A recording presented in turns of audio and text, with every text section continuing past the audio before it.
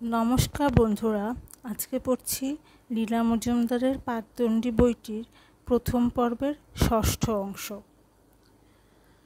খুব ছোটবেলার কথা সঠিক মনে রাখা শক্ত। কেবলই আগের ঘটনার ওপর পরের ঘটনার ছায়া পড়তে থাকে। তার ওপর গল্প হয় কাটা কাটা, আলাদা আলাদা কয়েকটা ছবি, কারো সঙ্গে কারো কোনো যোগ নেই, কিন্তু তাই দিয়ে এক একটা মানুষের ব্যক্তিত্ব তৈরি হয়। তার একটা স্বকীয়তা এমনি করেই তিলে তিলে গড়ে ওঠে, একটা দৃষ্টিভঙ্গি রচনা হয়।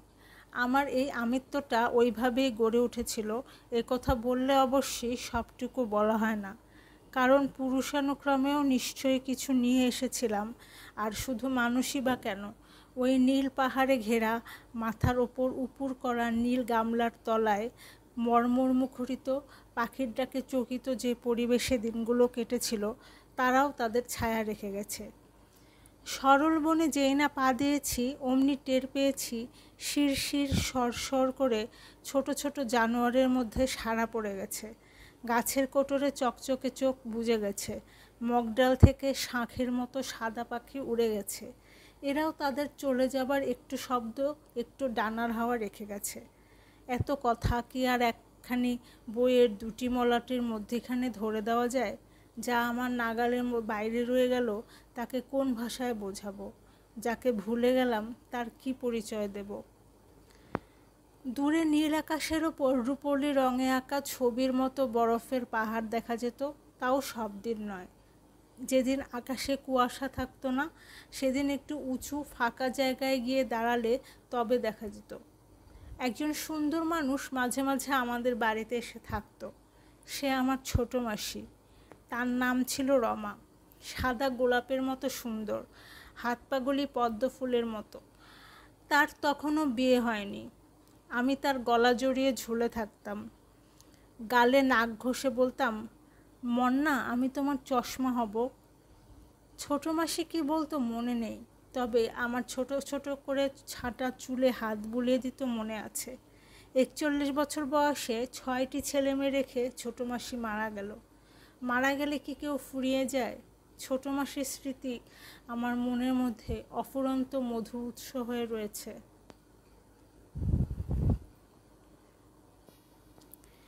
তখন একেবারে মুখ্য ছিলাম, বইয়ের ধার ধারতাম না।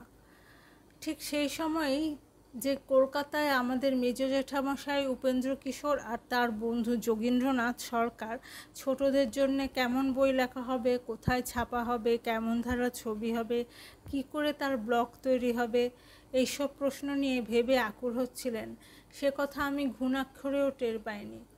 ইতিমধ্যে জ্যাঠামশায়ের বেশ কতগুলি বই বেরিয়েও গেছিল। হাফটোন ব্লকে নিজের ছাপাখানায় তার জন্যে চমৎকার সব নিজের হাতে আঁকা রঙিন ছবিও ছাপা হচ্ছিল। তাও জানতাম না। বেল পাকলে কাকের কি? আমরা ছিলাম আকাঠ মুখ্যু।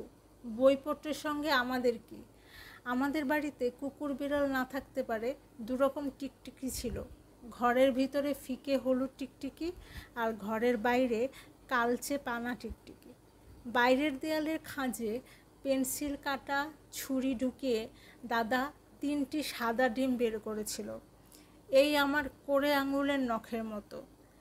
তার একটা আবার পড়ে গিয়ে ভেঙে গেল, বাকি দুটো তাড়াতাড়ি আবার পুড়ে দেওয়া হলো।